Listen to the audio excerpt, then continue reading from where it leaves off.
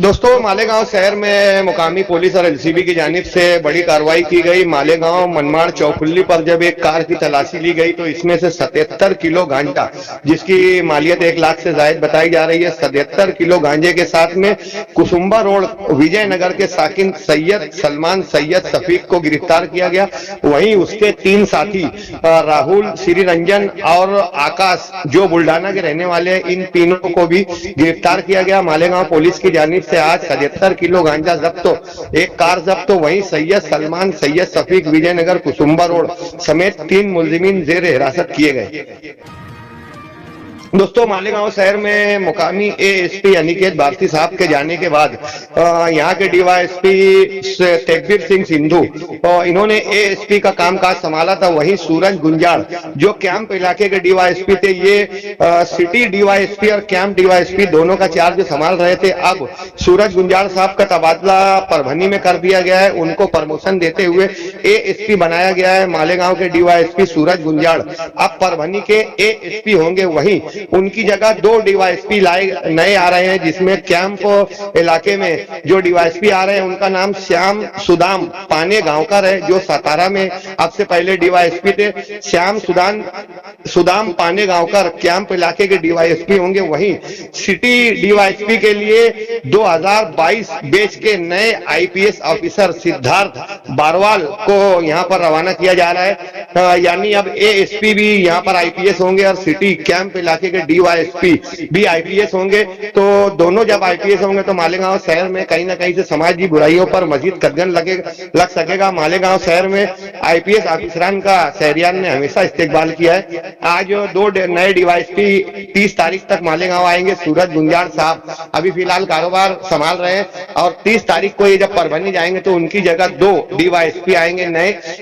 Maharashtra police से श्याम सुदाम पानेगांवकर जो camp इलाके का कामकाज संभालेंगे। वहीं सिटी डीवाईएसपी के लिए सिद्धार्थ बारवाल, जो 2022 नए बैच के आईपीएस ऑफिसर है, नौजवान, उनकी पहली पोस्टिंग हो रही है। बताया जाता है कि आईपीएस ऑफिसरान पहली पोस्टिंग में बहुत सख्त रहते हैं। मालेगांव शहर को 2 आईपीएस ऑफिसरान मिलने से कहीं ना कहीं से शहर में इत्मीनान की लहर पाई जाएगी।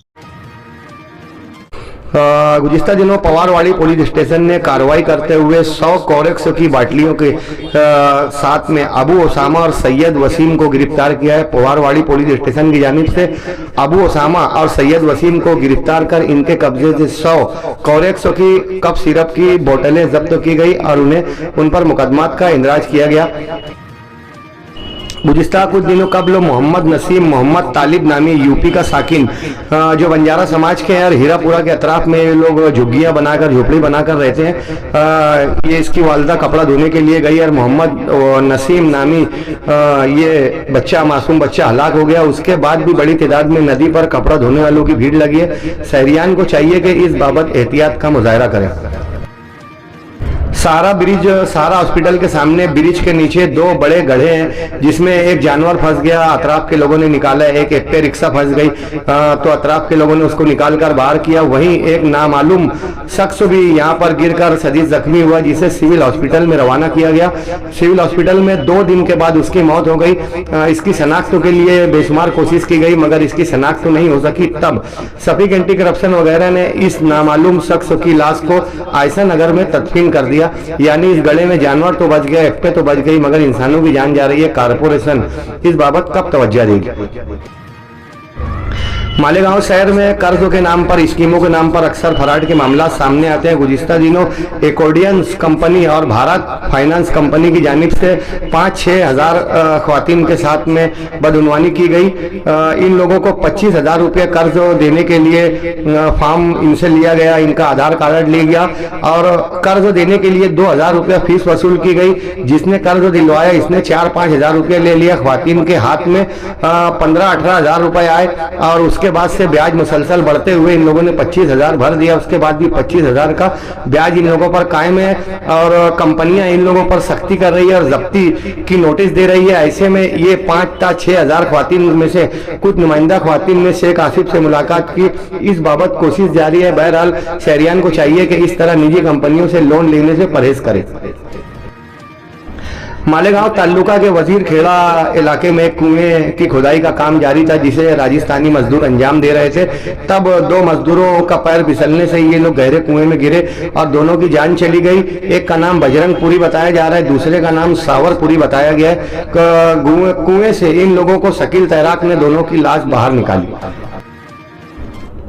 गोश्त तो काले का गोश्त तो मालेगांव शहर में इतवार की रात 12 बजे से बंद है। आज गोश्त तो बंद का तीसरा दिन था। किसी भी तरह की मालेगांव में शहर में कोई दुकान नहीं दिखी। कुरैश बिरादरी में मुकम्मल इत्तेहाद और इत्तेफाक देखा जा रहा है, मगर चिकन की दुकानों पर अभी भी चिकन का गोश्त लेने के लिए लोगों की भीड़ लगी हुई है। मालेगांव शहर में गोश्त का आज तीसरा दिन। देखते हैं 8 दिन किस तरह गुजरता है। जन्म दाखिला जाली दस्तावेज मामले में गिरफ्तारियों का सिलसिला दिन ब दिन बढ़ रहा है। ऐसे में मुफ्ती साहब के ऑफिस सेक्रेटरी मुफ्ती आसिफ अंजुम को भी गुज़िश्ता दिनों कोर्ट में पेश किया गया, जहां मुअज़्ज़ज़ जज ने पुलिस कस्टडी दे दी। जाली दस्तावेज मामले में दिन ब दिन बढ़ती गिरफ्तारियों का आखिर क्या है हल? दोहरे मर्डर केस, अलकमा और अल्ताफ बाबू मर्डर केस के अलावा दीगर 8 कत्ल के मामले में मुलव्विस सलमान को मालेगांव कोर्ट में लाया गया था और 5 दिन की पुलिस कस्टडी दी गई थी। आज जब उसे दोबारा कोर्ट में पेश किया गया था, उसका MCR यानी मजिस्ट्रेट कस्टडी में सलमान को रवाना कर दिया गया। मालेगांव तालुका के खमलोन गांव में बिजली कंपनी में कॉन्ट्रैक्ट बेस पर काम करने वाले मुलाजिम गणेश बापू देवरे बिजली के खंभे पर चढ़कर काम कर रहे थे कि शदीद बिजली का झटका करंट लगने की वजह से गणेश बापू देवरे की मौत हो गई।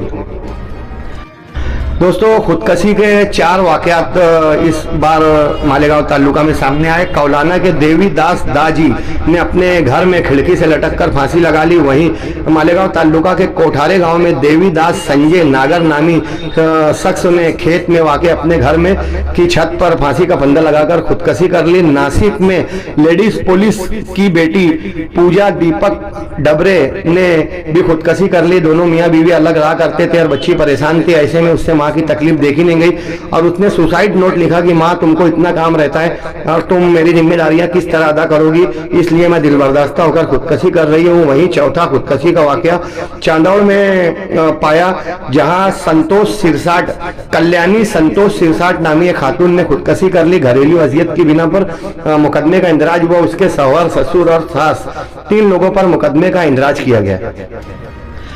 मालेगांव शहर में आवारा कुत्तों की धमा चौकड़ी बढ़ रही है। रात के वक्त में बुजुर्गों, बच्चों और ख्वातीन को कुत्तों की वजह से शदीद तकलीफ है। झुंड का झुंड शहर में घूम रहा है। मालेगांव कारपोरेशन का डॉग स्क्वाड कभी भी नजर नहीं आता। वहीं मालेगांव शहर के मजाफात में बारिश की वजह से कीचड़ का मामला है। कारपोरेशन को चाहिए कि इन जगहों पर कम से कम मुरुम तो बिछा दिया जाए ताकि उन लोगों को राहत हो।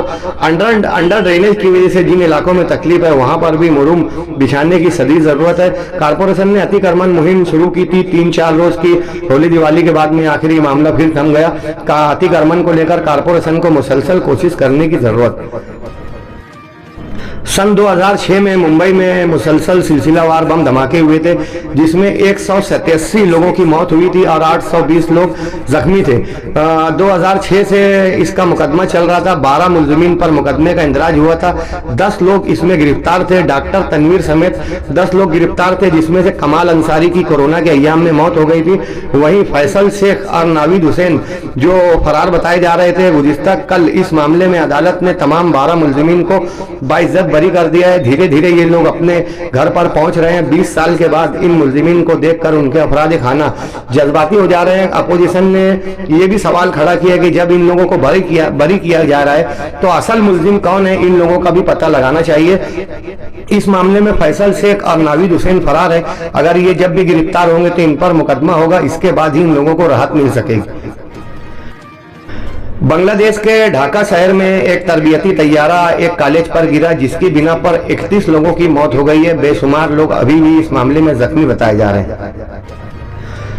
गजा फलस्तीन में जारी हफ्ता में 995 लोगों की अमवात हो चुकी है। रोजाना 100 से ज्यादा शहादत वहां पर लोग पा रहे हैं। गुज़िश्ता 3 रोज कबल 132 अफराद शहीद हुए। कल 102 और आज 114 लोगों की रिपोर्ट मीडिया में पेश की गई है। हमास की जानिब से हमले में 5 इसराइली फौजी भी हलाक बताए जा रहे हैं। यहाँ पर 28 ममालिक इसराइल का विरोध कर रहे हैं। उसके बाद भी इसराइल अपनी बर्बरियत से किसी भी तरीके से बाज नहीं आ रहा है। भूख की वजह से दिन ब दिन लोगों की हालत खराब हो रही है और भूख की वजह से मरने वालों का तनासुब गजा में रोजाना यौमिया 20 से ज्यादा हो चुका है। जब दोबारा लोग तामीर करने के लिए घर बना रहे हैं तो ट्रांसपोर्टिंग के लिए यहाँ गधों का इस्तेमाल हो रहा है। इसराइली फौजी बड़ी तादाद में भी गधों की चोरी कर ले रहे हैं ताकि गजा के फलस्तीनी दोबारा अपने घरों की तामीर ना कर सके। महाराष्ट्र में कई मुस्लिम शहरों के नाम तब्दील कर दिए गए। अब रायगढ़ इलाके के मशहूर शहर निजामपुर वाड़ी का नाम तब्दील करके रायगढ़ वाड़ी रख दिया गया है। इस तरह की रिपोर्ट तरक्कियात के वजीर जयकार गौरव ने कल बताई। सऊदी अरब में गुज़िश्ता 20 साल कबल एक्सीडेंट हुआ था और इस खतरनाक एक्सीडेंट में सऊदी शहजादा वलीद बिन खालिद बिन तलाल शदीद जख्मी हुए थे। 20 साल से ये कोमा की हालत में थे। गुज़िश्ता कल शहजादा वलीद बिन खालिद का इंतकाल हो गया। मैं हुए ख्वाब या सोते हुए शहजादे के नाम से मशहूर खालिद बिन वलीद जो मुसलसल 20 साल कोमा में थे, इनकी आखिरी रसूमात सरकारी एजाज के साथ कल अंजाम दी गई। रेलवे इंतजामिया दिन ब दिन सख्ती कर रहा है। बिना टिकट सफर करने वालों पर चेकिंग और कार्रवाई की जाती है। गुज़िश्ता 4 माह में मरकजी रेलवे ने 57 करोड़ रुपए जुर्माना आयद किया। लोगों से अपील की है कि बिना टिकट ट्रेन में सफर ना करें।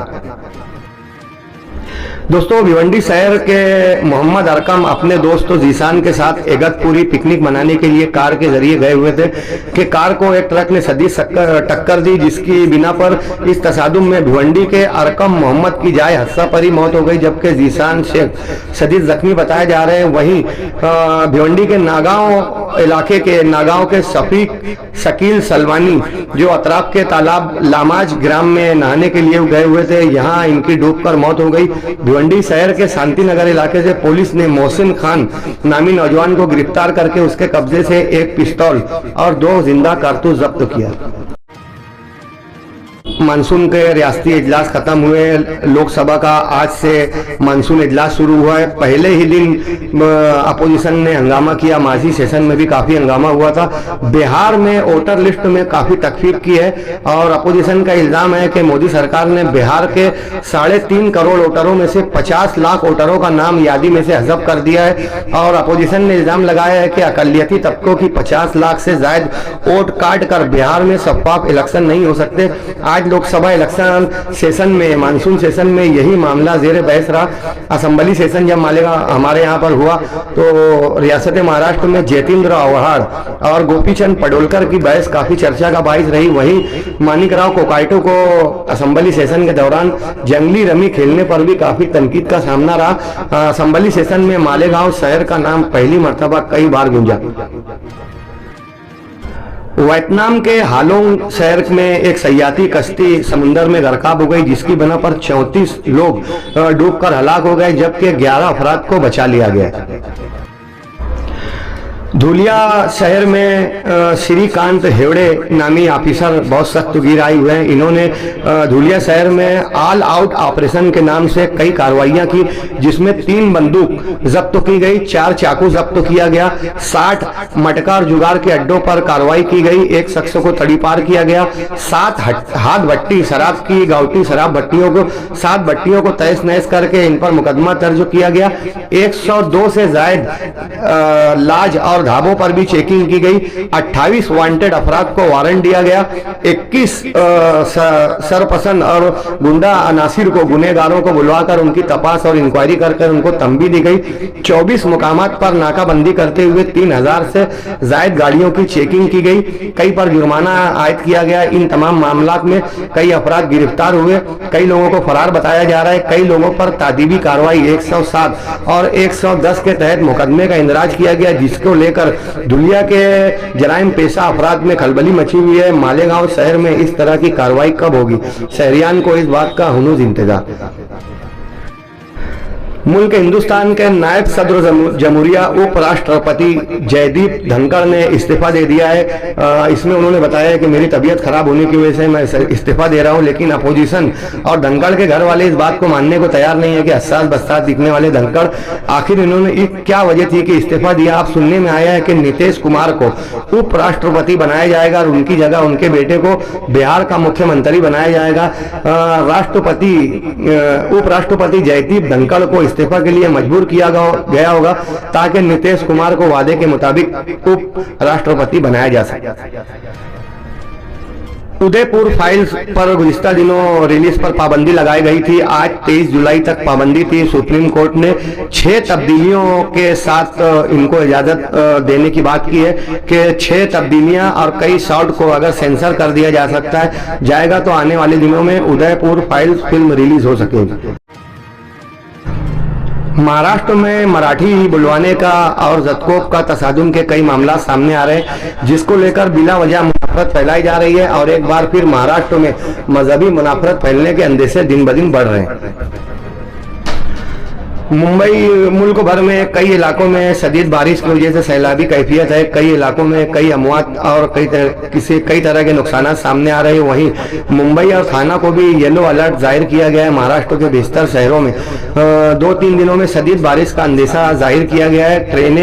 लोकल ट्रेनें मुंबई में मनसूख कर दी गई है। मुंबई से एक बड़ी खबर ये भी सामने आई कि लोकल ट्रेनों में 5 माह में 400 से ज्यादा अफराद मौत का शिकार हुए हैं। कुछ लोग रेलवे क्रॉसिंग में हलाक हुए, कुछ लोग ट्रेन के दरवाजे से लटकने की वजह से कुछ लोगों को फेंक दिया गया, कुछ लोग कूद गए। इस तरह ट्रेन हादसे में 8 साल में 8,273 लोगों की अमवात हुई है, यानी हर साल 1,000 से जायद और रोजाना 3 लोग मुंबई में ट्रेन के जरिए गिरकर मरते हैं।